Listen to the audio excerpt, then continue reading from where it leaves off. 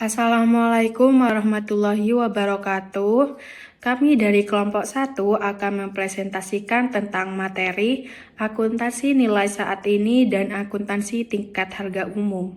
Untuk anggota kelompok kami ada Senggrace Sampelawang dengan NIM akhir 297, Amanatul Mukaromah dengan NIM akhir 323, Rahma Selinda Cahyaninglum dengan NIM akhir 317, Rehan India Krispadana dengan NIM akhir 341, dan Witis Anggraito dengan NIM akhir 326.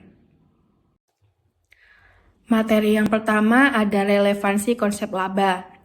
Laba merupakan komponen utama dalam laporan keuangan yang memiliki berbagai fungsi penting, antara lain sebagai dasar perhitungan pajak, kebijakan dividen, pertimbangan investasi, pengambilan keputusan manajerial, dan peramalan kinerja masa depan.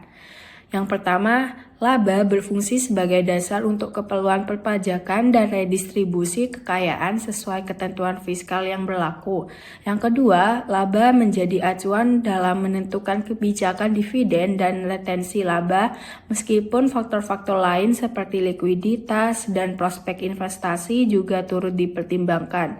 Yang ketiga, laba dapat digunakan sebagai dasar umum dalam pengambilan keputusan investasi dan bisnis.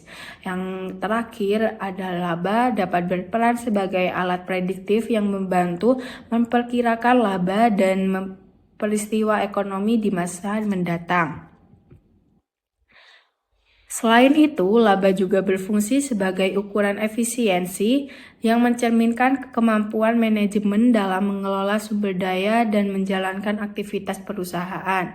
Terkait praktik perataan laba, terdapat 3 dimensi utama. Ada perataan melalui pengakuan peristiwa, perataan melalui alokasi waktu, dan perataan melalui klasifikasi. Baik, di sini saya akan menjelaskan laba dan pemeliharaan. Laba merupakan selisih positif antara pendapatan dan beban dalam suatu periode tertentu. Dalam teori akuntansi, terdapat beberapa pendekatan dalam mendefinisikan laba, dan caranya yaitu laba akuntansi atau accounting profit. Laba yang dihitung berdasarkan prinsip-prinsip akuntansi umum atau GAAP, yaitu revenue dikurangi expenses dalam satu periode. Ini adalah laba yang paling umum digunakan dalam laporan keuangan. Lalu ada laba ekonomi atau economic profit. Laba yang mempertimbangkan juga biaya implisit seperti kesempatan yang hilang. Ini digunakan dalam analisis ekonomi. Lalu ada laba normal versus laba residual. Laba normal adalah tingkat keuntungan yang cukup untuk mempertahankan operasi bisnis. Lalu untuk laba residual adalah kelebihan laba setelah memperhitungkan semua biaya termasuk biaya modal.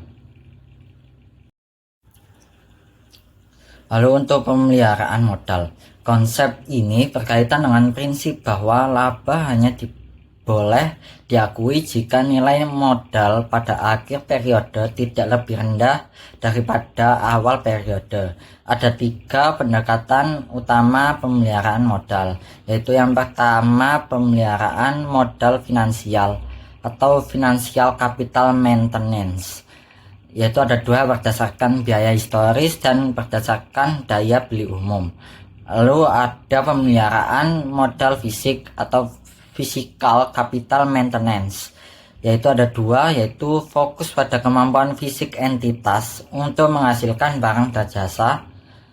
Lalu yang kedua, laba hanya diakui jika kapasitas produksi atau jumlah aset fisik tidak berkurang selama periode tersebut.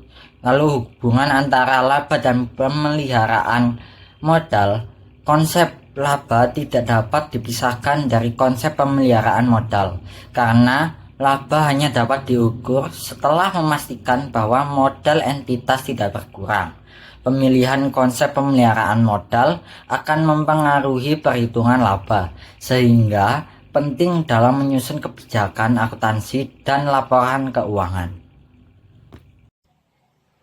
Selanjutnya ada konsep akuntansi tradisional tentang laba. Laba akuntansi secara operasional didefinisikan sebagai perbedaan antara realisasi laba yang tumbuh dari transaksi-transaksi selama periode berlangsung dan biaya-biaya historis yang berhubungan. 5 karakteristik yang terdapat dalam laba akuntansi yaitu: yang pertama, didasarkan pada transaksi aktual yang dilakukan oleh perusahaan. Yang kedua, didasarkan pada postulat periode dan mengacu pada kinerja keuangan dari perusahaan selama periode tertentu.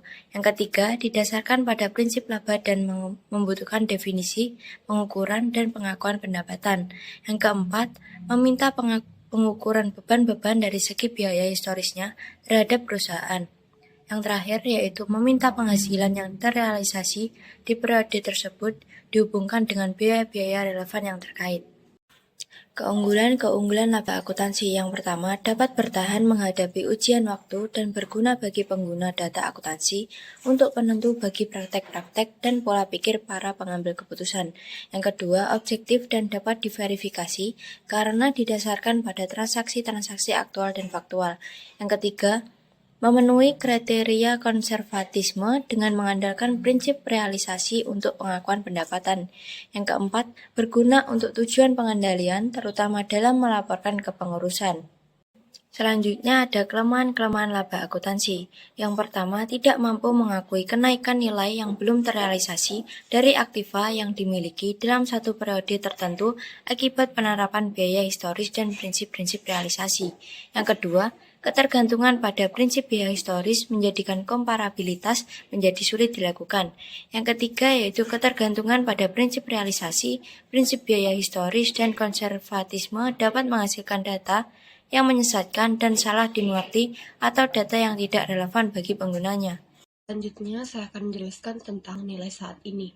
Jadi, menurut metode kapitalisasi atau nilai saat ini, untuk memperhitungkan nilai saat ini atau nilai sekarang dari suatu aktiva adalah dengan jumlah bersih dari ekspektasi arus kas yang didiskontokan sehubungan dengan aktiva, kelompok aktiva atau total aktiva selama usia manfaatnya.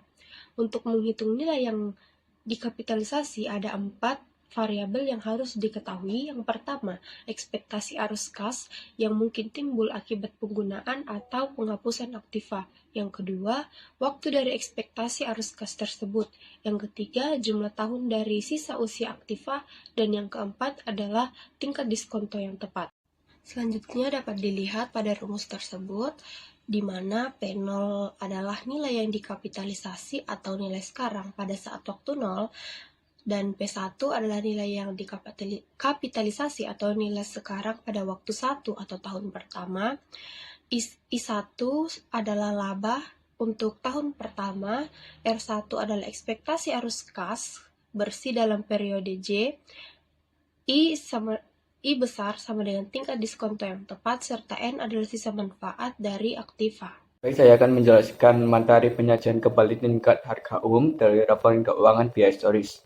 Penyajian kembali tingkat harga umum dari laporan biaya historis dilakukan dengan menyesuaikan nilai-nilai historis berdasarkan indeks harga umum untuk mencerminkan perubahan daya beli mata uang.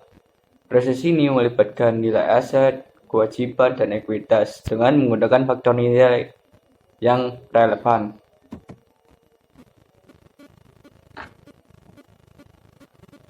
Tujuannya adalah memberikan gambaran yang lebih akurat tentang nilai real pos-pos laporan keuangan di periode sekarang, sehingga penggunaan laporan dapat menilai kinerja dan posisi keuangan perusahaan dengan lebih baik dalam konteks ekonomi yang berubah.